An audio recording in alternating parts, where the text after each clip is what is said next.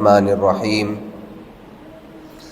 الحمد للہ نحمده ونستعینه ونستغفره ونؤمن به ونتوکل علیہ ونعوذ باللہ من شرور انفسنا ومن سیئات اعمالنا من يهده الله فلا مضل له ومن يضلله فلا هادي له ونشهد أن لا إله إلا الله وحده لا شريك له ونشهد أن سيدنا ونبينا ومولانا محمدا عبده ورسوله أما بعد أعوذ بالله من الشيطان الرجيم بسم الله الرحمن الرحيم يا أهل الكتاب لا تغلوا في دينكم ولا تقولوا على الله إلا الحق انما المسيح عيسى ابن مريم رسول الله وكلمته القاها الى مريم وروح منه فآمنوا بالله ورسله ولا تقولوا ثلاثة انتهوا خيرا لكم انما الله اله واحد سبحانه ان يكون له ولد له ما في السماوات وما في الارض وكفى بالله وكيلا صدق اللہ العظیم۔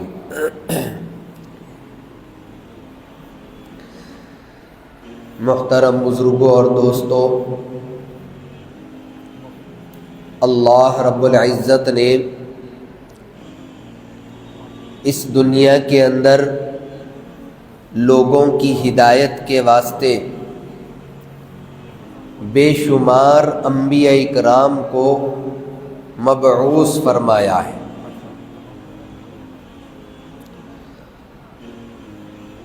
حدیث کے مطابق حضرت ابو ذر غفاری رضی اللہ تعالیٰ عنہ کی حدیث کے اندر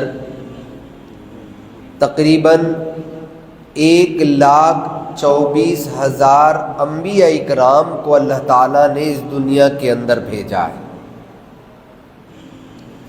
اللہ تعالیٰ کا مقصد انبیاء اکرام کو بھیج کر کے یہی ہے کہ لوگوں کو، انسانوں کو دنیا کے اندر سیدھا راستہ دکھایا جائے، ایک اللہ کی دعوت دی جائے، اللہ کے علاوہ کسی اور کے ساتھ شرک کرنے سے روکا جائے۔ اللہ تعالیٰ نے اس کام کے لیے اتنے سارے انبیاء کرام کو اس دنیا کے اندر بھیجا ہے۔ جو سلسلہ شروع ہوتا ہے حضرت آدم علیہ السلام سے اور ختم ہوتا ہے ہمارے نبی جناب محمد الرسول اللہ صلی اللہ علیہ وسلم پر، سب کا مشن یہی رہا ہے، ایک اللہ کی عبادت کی جائے۔ بندوں کو اللہ تعالیٰ نے صرف اپنی عبادت کے لیے پیدا فرمایا ہے۔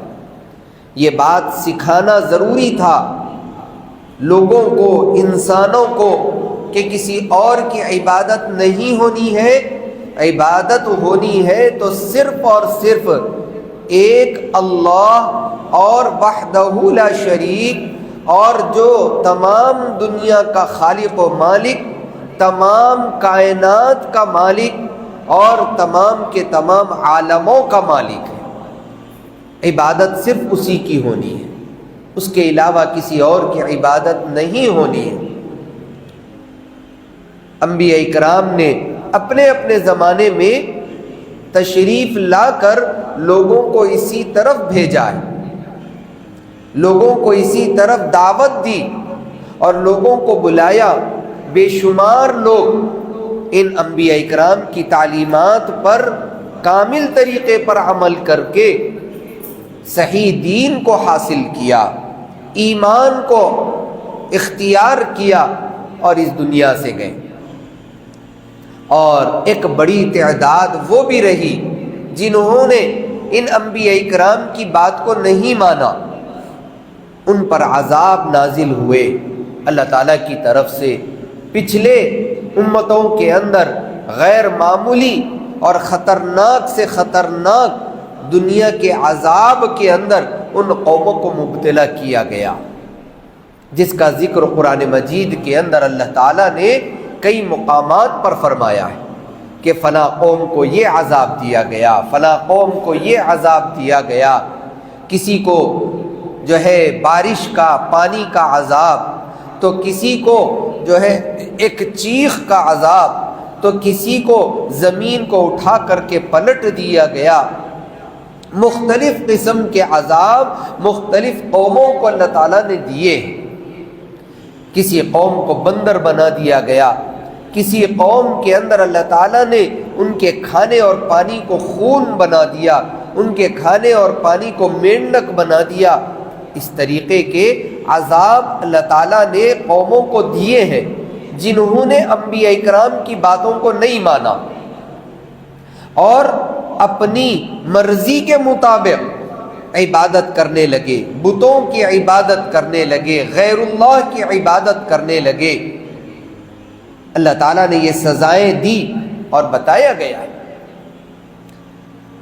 تو انبیاء کرام کو اسی کام کے لیے بھیجا گیا ہے کہ انبیاء کرام لوگوں کو ان غلط راستوں سے ہٹا کر اللہ کی طرف اور سیدھے راستے کی طرف لائیں۔ یہ ہے انبیاء کرام کا کام۔ اللہ تعالیٰ نے اس کے لیے تقریباً 1,24,000 انبیاء کرام کو بھیجا ہے۔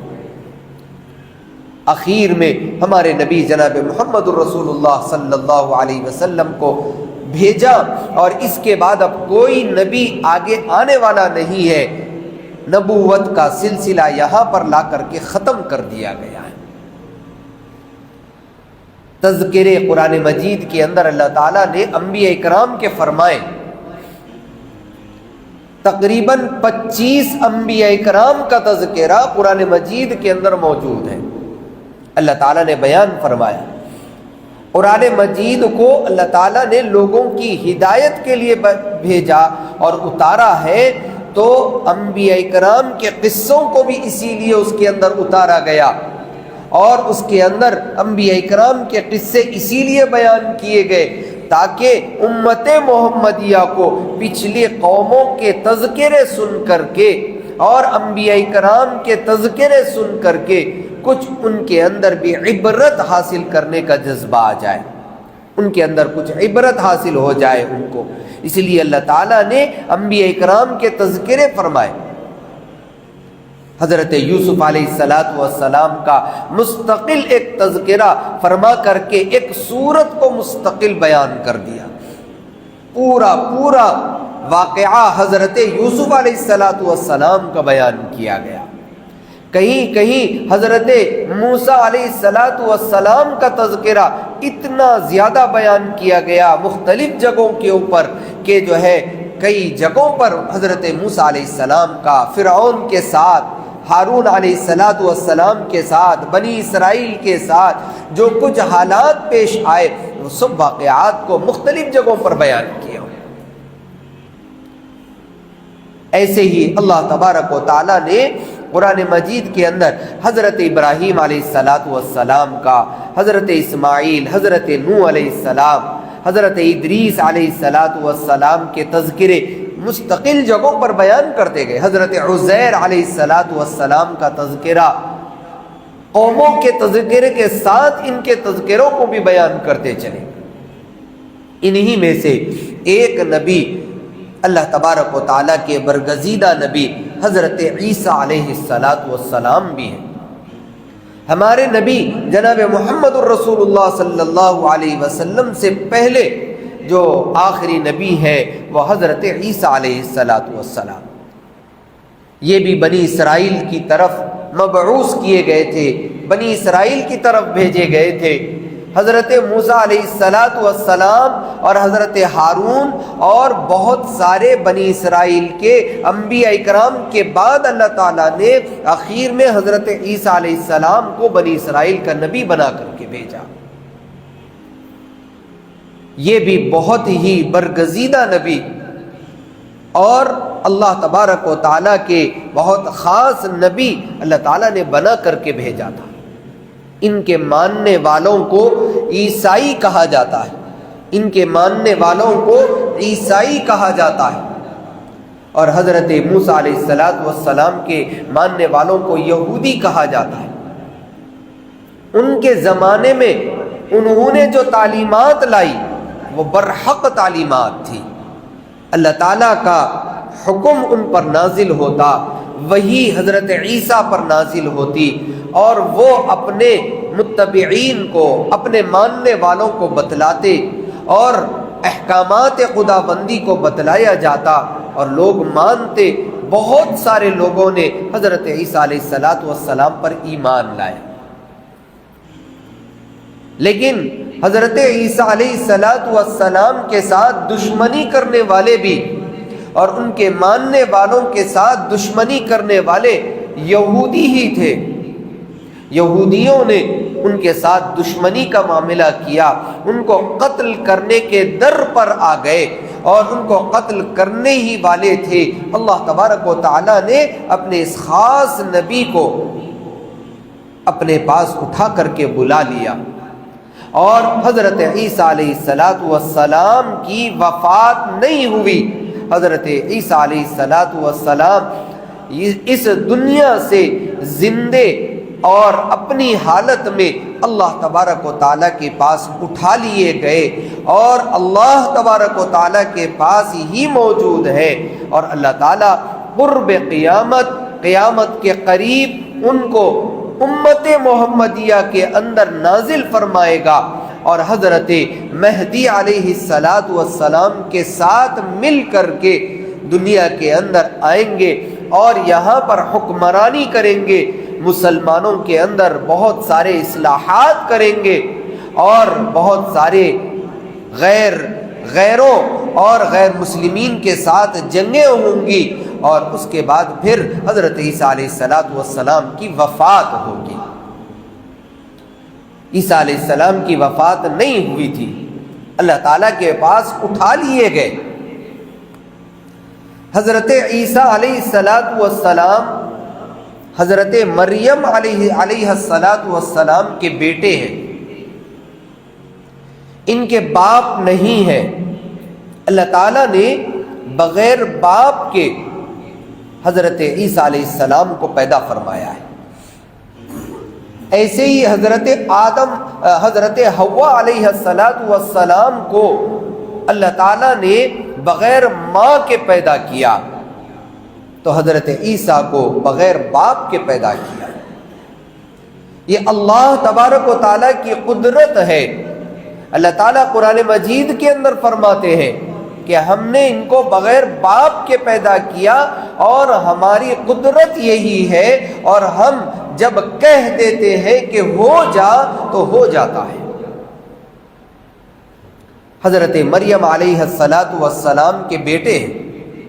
حضرت مریم یہ حضرت عمران اور حضرت حنہ کی بیٹی ہے۔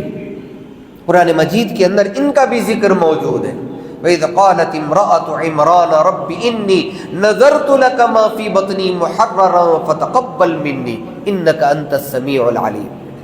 حضرت مریم کے والد کا بھی ذکر قرآن مجید میں موجود ہے۔ وہ اگرچہ کہ نبی نہیں تھے، حضرت مریم بھی نبی نہیں تھے، لیکن حضرت عمران جو تھے یہ ایک بہت ہی عبادت گزار بندے تھے، مسجد اقصیٰ کے امام تھے اپنے زمانے میں۔ ان کو اولاد نہیں تھی۔ ان کی بیوی کا نام حضرت حنہ۔ اللہ تبارک و تعالیٰ نے ایک بڑی عمر تک ان کو اولاد سے نہیں نوازا، لیکن بڑی عمر میں پہنچنے کے بعد اللہ تعالیٰ نے ان کو ایک بیٹی حضرت مریم علیہ السلام کو نوازا۔ قرآن مجید کے اندر تفصیل سے اس کا تذکرہ موجود ہے۔ حضرت عمران کی بیوی نے جب اپنے اندر امید کو محسوس کیا، وَإِذْ قَالَتِ امْرَأَةُ عِمْرَانَ رَبِّ إِنِّي نَذَرْتُ لَكَ مَا فِي بَطْنِي، اپنے پیٹ کے اندر انہوں نے امید کو ظاہر کیا اور امید کو محسوس کیا، تو اس وقت وہ خوش ہو گئی، کہ اتنی بڑی عمر کے بعد اور بوڑھے ہونے کے بعد ان کو اولاد دی جا رہی ہے، تو انہوں نے اللہ تبارک و تعالیٰ سے ایک نظر مان لی۔ جو چیز آدمی کو بڑے جو ہے مسائل کے بعد ملتی ہے، بڑی تکلیفوں کے بعد، نا امید ہو جانے کے بعد ملتی ہے، تو آدمی اس کے لیے اللہ تعالیٰ کا بہت شکر ادا کرتا ہے۔ تو انہوں نے بھی اللہ تعالیٰ کے شکرانے میں ایک نظر مان لی۔ نظر یہ مانی کہ اے اللہ، آپ مجھے جو بھی اولاد عطا فرمائیں گے، انی نذرت لک، میں میری اس اولاد کو آپ کے دربار یعنی مسجد اقصیٰ کی خدمت کے لیے میں اس کو خاص کر دوں گی۔ حضرت حنہ نے دعا کی، نظر مانی، انی نذرت لک ما فی بطنی محررا فتقبل منی، میں اس کو آپ کے در کے لیے، آپ کے دربار کے لیے، مسجد اقصیٰ کی خدمت کے لیے میں اس کو جو ہے پیش کرتی ہوں، فتقبل منی، میری طرف سے اس کو قبول فرمائیے۔ وہ تو نہیں سمجھی تھی کہ کون اولاد ہوگی، لڑکا ہوگا یا لڑکی ہوگی، ان کو تو کچھ پتہ نہیں تھا۔ انہوں نے اپنے اندر محسوس کیا حمل کو، تو انہوں نے نظر مان لی، سمجھے کہ شاید بیٹا ہوگا، لیکن جیسے ہی ان کو ولادت ہوئی تو ان کو اطلاع دی گئی کہ آپ کو تو بیٹی ہوئی ہے۔ تو انہوں نے سوچا کہ مسجد اقصیٰ کی خدمت تو مرد کرتے ہیں، میں اپنی بیٹی کو کیسے مسجد اقصیٰ کی خدمت کے لیے دوں؟ اللہ تبارک و تعالیٰ نے پھر ان کے ذہن کے اندر یہ ڈالا کہ نہیں، بیٹی بھی ہو تب بھی خدمت کر سکتی ہے۔ اس زمانے میں ایسا احکامات کے اندر اللہ تعالیٰ کی طرف سے یہ نہیں تھا کہ مسجد کی عبادت صرف مرد ہی کرتے ہیں، عورتیں بھی کی جا سکتی ہیں، عبادتیں عورتیں بھی کرتی ہیں، خدمت بھی۔ تو اللہ تعالیٰ نے ان کے دل کے اندر ڈالا کہ اس لڑکی کو ہی ہمارے در کے لیے، ہمارے گھر کی عبادت کے لیے دے دو، ہم اس کو قبول کر لیں گے۔ حضرت حنہ نے حضرت مریم علیہ السلام کو جب وہ کچھ بڑے ہو گئے تو مسجد اقصیٰ کی عبادت کے لیے اور خدمت کے لیے دے دیا۔ اس وقت تک اس زمانے کے نبی حضرت زکریا علیہ السلام اللہ تعالیٰ کی طرف سے مبعوث ہو چکے تھے۔ حضرت زکریا یہ حضرت مریم علیہ السلام کے خالو ہیں، تو خالہ اور خالو کے درمیان پردہ اس زمانے میں نہیں تھا، پردے کے احکامات نہیں تھے، اور خالہ جو ہوتی ہے وہ ماں کے حکم میں ہوتی ہے۔ اب حضرت مریم علیہ السلام کو ان کی والدہ نے مسجد اقصیٰ کی عبادت کے لیے دے دیا، تو اب ہر کوئی یہ چاہتا تھا کہ ان کی جو کچھ بھی پرورش ہوگی، جو کچھ بھی ان کے لیے کرنا ہوگا، وہ جو ہے ہم کریں گے، ہر کوئی یہ چاہتا تھا۔ حضرت مریم علیہ السلام کی عبادت بہت مشہور ہو گئی، ان کے لیے مسجد اقصیٰ کے اندر ایک الگ جگہ بنا دی گئی، وہاں پر حضرت مریم علیہ السلام رہتی اور اپنی عبادتیں کرتے رہتی تھی، مشہور ہو گئے۔ لیکن ان کی پرورش کے لیے کون ہوگا؟ تو ہر کوئی یہ چاہتا تھا کہ ہم ان کی خدمت کریں۔ ایک اللہ تعالیٰ کی اتنی برگزیدہ عورت ہے، اس کی خدمت تو ہم کو کرنا چاہیے۔ لوگوں کے درمیان اس بارے میں قرعہ اندازی ہونے لگی۔ حضرت زکریا علیہ السلام یہ چونکہ نبی تھے اس زمانے کے، تو وہ یہ سمجھتے تھے کہ میں خود ان کی عبادت کروں، اس لیے کہ میں زیادہ حقدار ہوں۔ ایک تو یہ کہ میں نبی بھی ہوں، دوسرے یہ کہ میں خالو ہوں۔ لیکن لوگوں نے کہا کہ نہیں، آپ بھی ہمارے ساتھ قرعہ اندازی کے اندر آ جائیے، آپ بھی قرعہ ڈالیے۔ ہوا یہی کہ سب مل کر کے قرعہ ڈالے۔ ایک مرتبہ ڈالا گیا، حضرت زکریا کا نام نکلا، دوسری مرتبہ ڈالا گیا، پھر حضرت زکریا کا نام نکلا، تیسری مرتبہ ڈالا گیا، حضرت زکریا کا نام نکلا۔ تو سب نے مل کر کے پھر حضرت زکریا علیہ السلام کو ہی حضرت مریم کی پرورش کے لیے متعین کر دیا۔ حضرت زکریا علیہ السلام فرماتے ہیں کہ میں ان کی خدمت کے لیے، ان کی دیکھ بھال کے لیے جب کبھی بھی ان کے کمرے کے اندر داخل ہوتا تو کیا دیکھتا کہ ہر مرتبہ نئے نئے قسم کے کھانے اور نئے نئے قسم کے میوے ان کے کمرے کے اندر موجود ہوتے، اور جب ان سے پوچھا جاتا کہ بیٹا یہ کہاں سے آئے تو کہتے کہ اللہ کی طرف سے آئے۔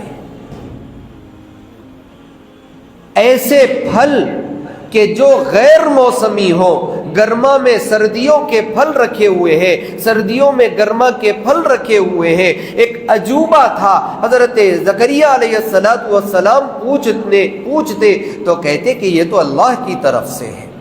یہ عبادت حضرت مریم علیہ السلام کرتے رہتے اور مسجد اقصیٰ کی خدمت میں لگے ہوئے رہتے۔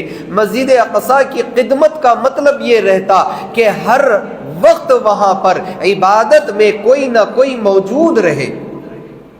پچھلے امتوں کے اندر اللہ تعالیٰ نے ایسا نظام رکھا تھا کہ کوئی نہ کوئی مسجد اقصیٰ کی عبادت کے لیے ہمیشہ موجود رہنا ہے، یہی اس کی خدمت ہوتی تھی۔ تو وہ خدمت حضرت مریم علیہ السلام کے سپرد ہوئی اور وہ کرتے رہتی۔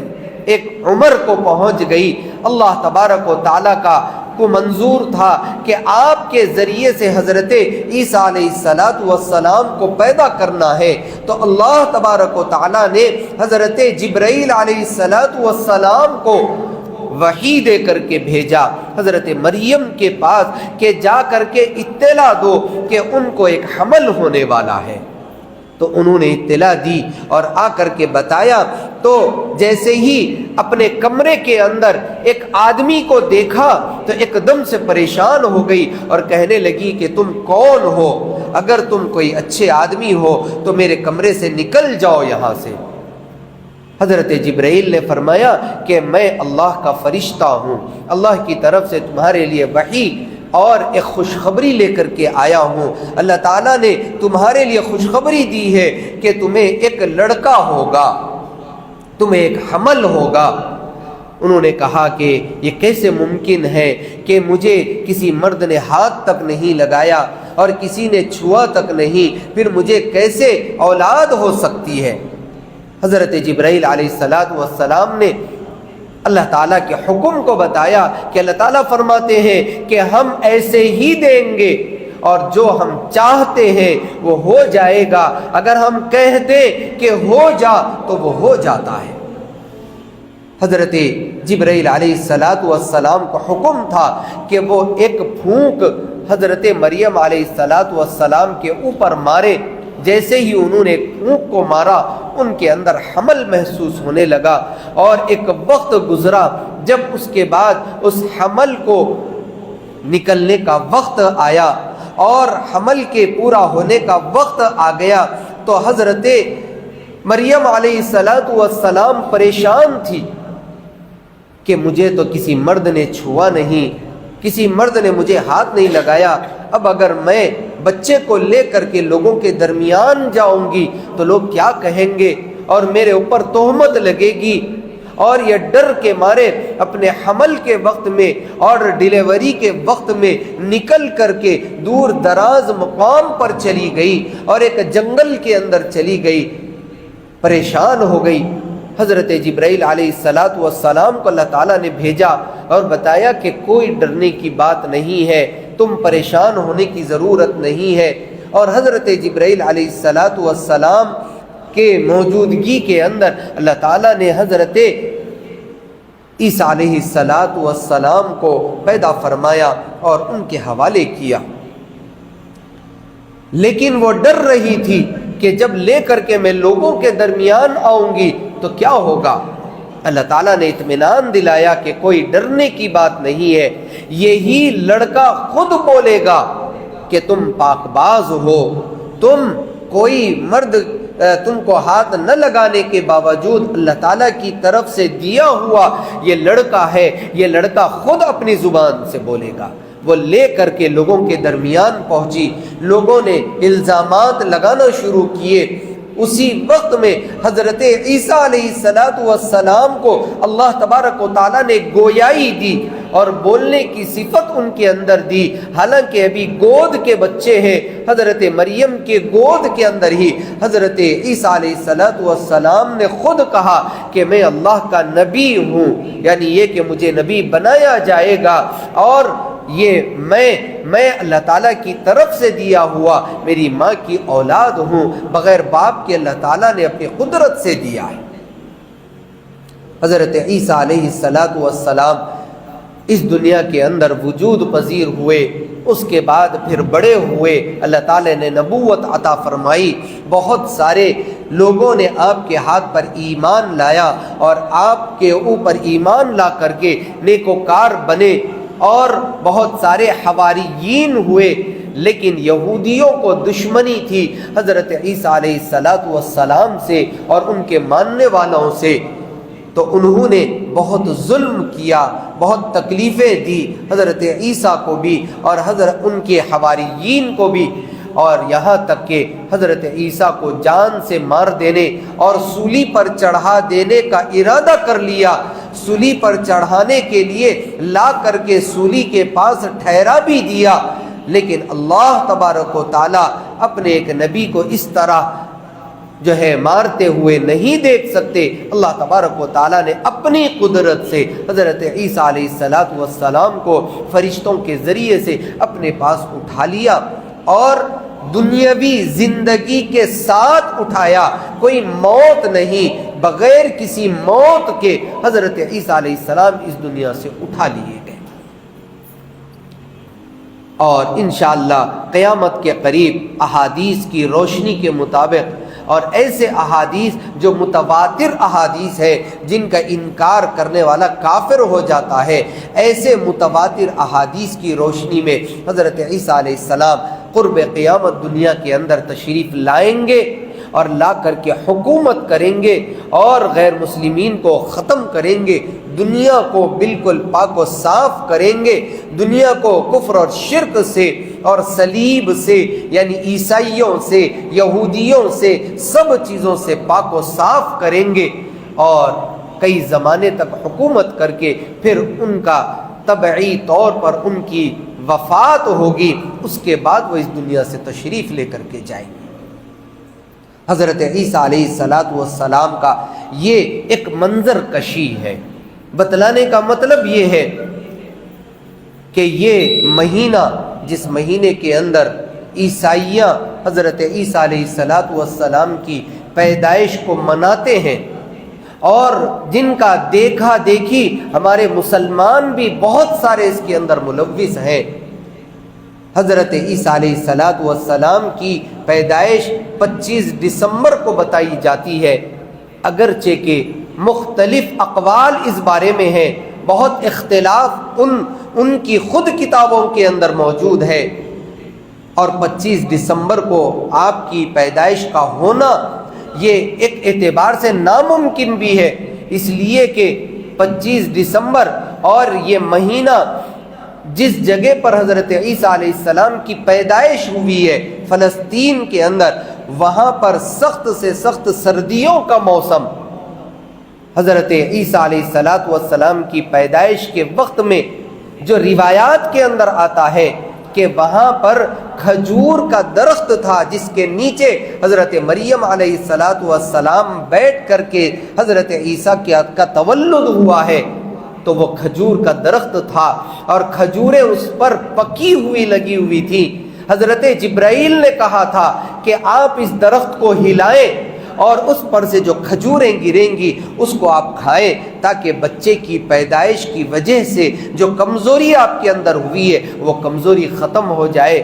تو یہ موسم گرمیوں کا موسم تھا، جبھی تو کھجوروں کی پیدائش ہوئی تھی، اور ایک چرواہے کا ذکر ملتا ہے۔ حضرت مریم علیہ السلام جہاں پر ولادت کری تھی وہاں پر قریب میں ایک چرواہا تھا، اس چرواہے نے بھی مدد کی، تو وہ چرواہا اپنی بکریوں کو چرانے کا ذکر ملتا ہے۔ اس موسم کے اندر چرواہے کا نکلنا، اپنے جانوروں کو لے کر کے نکلنا ناممکن تھا، اس لیے کہ وہ اتنی سخت سردیوں کا زمانہ تھا کہ کوئی اتنا جنگلوں کے اندر پھرنا ناممکن صورت تھی۔ تو پتہ چلا کہ اس وقت میں دسمبر کے مہینے میں اور ایک فکس تاریخ کو 25 دسمبر کو حضرت عیسیٰ علیہ السلام کی پیدائش کا دن ماننا یہی غلط ہے اور یہ ہو نہیں سکتا۔ اور دوسری بات یہ بھی ہے کہ حضرت عیسیٰ علیہ السلام کی پیدائش جو کچھ بھی ہوئی ہوگی، حضرت عیسیٰ نے اپنی زندگی کے اندر نہ تو اپنے حواریین کو اس کا حکم دیا، نہ خود اپنی پیدائش کو منایا، اس وجہ سے اس کا منانا ہی ان کے اعتبار سے بھی خود غلط ہے۔ اگر وہ اس کو صحیح مانتے بھی ہے تو وہ ان کا اپنا مسلک ہے، وہ ان کا اپنا مذہب ہے، وہ عیسائی ہیں، وہ جو چاہے کریں، ان کا ہمارے سے کوئی تعلق نہیں ہے۔ ہم مسلمان ہو کر، ہمارے نبی صلی اللہ علیہ وسلم کو ماننے والے ہو کر، ہم دوسروں کے دین کو کیسے فالو کر سکتے ہیں؟ اس وجہ سے ہمیں اجازت نہیں ہے کہ ہمارے نبی آ جانے کے بعد ہمارے پچھلے انبیاء کرام کے کسی باتوں کو ماننے کی ہمیں اجازت نہیں، اگرچہ کہ وہ برحق نبی ہیں، تمام انبیاء کرام برحق ہیں، لیکن جب ہمارے نبی آ گئے، ان کی تعلیمات آ گئی، تو پھر دوسرے انبیاء کرام کی تعلیمات کالعدم بالکل ختم ہو جاتی ہیں۔ اس وجہ سے ہمارے درمیان میں بھی، مسلمانوں کے اندر بھی کرسمس کو منانے کا جو رواج ہے اور ان کے ساتھ شریک ہو کر کے جو ہم کرتے ہیں، یہ سب میرے دوستوں غلط ہے، چاہے وہ اسکولوں میں ہو، چاہے کالجوں کے اندر ہو، چاہے ہمارے آفیسز کے اندر ہو، چاہے کسی جگہ پر بھی ہو، بالکل منانا جائز نہیں ہے، نہ تو ان کو اس کی مبارکباد دینا تک جائز نہیں ہے۔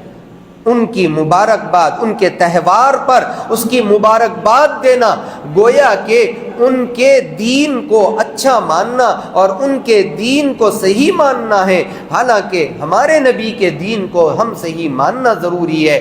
اور جب ہم ان کے دین کو جو غلط ہو چکا ہے، جن کو انہوں نے تبدیل کر دیا، رد و بدل کر دیا، ویسے دین کو مانا نہیں جا سکتا ہے۔ اس وجہ سے ان کو مبارکباد دینا بھی جائز نہیں، ان کے کیکوں کو کھانا بھی جائز نہیں، کیکوں کا کاٹنا بھی جائز نہیں، اور اس نیت سے کہ کرسمس ہے کیکوں کو بیچنا بھی درست نہیں ہے، اس لیے کہ اس کے اندر تعاونوا علی الاثم والعدوان ہے، یعنی اس کا برائیوں کا تعاون کرنا، برائی کے اندر دوسروں کا تعاون کرنا ہے۔ اس وجہ سے ہم ان کے اس غلط طریقے کو، تہوار کو اپنے سے اور مسلمانوں کے اپنے طور طریقوں سے اجاگر کر کے بتا رہے ہیں، جو بالکل ہمارے اسلام میں اور شریعت میں اس کی گنجائش نہیں ہے۔ اللہ تبارک و تعالیٰ سے دعا ہے کہ اللہ تعالیٰ ہم سب کو صحیح دین پر عمل کرنے کی توفیق نصیب فرمائے۔ آمین۔ وآخر دعوانا الحمد للہ رب العالمین۔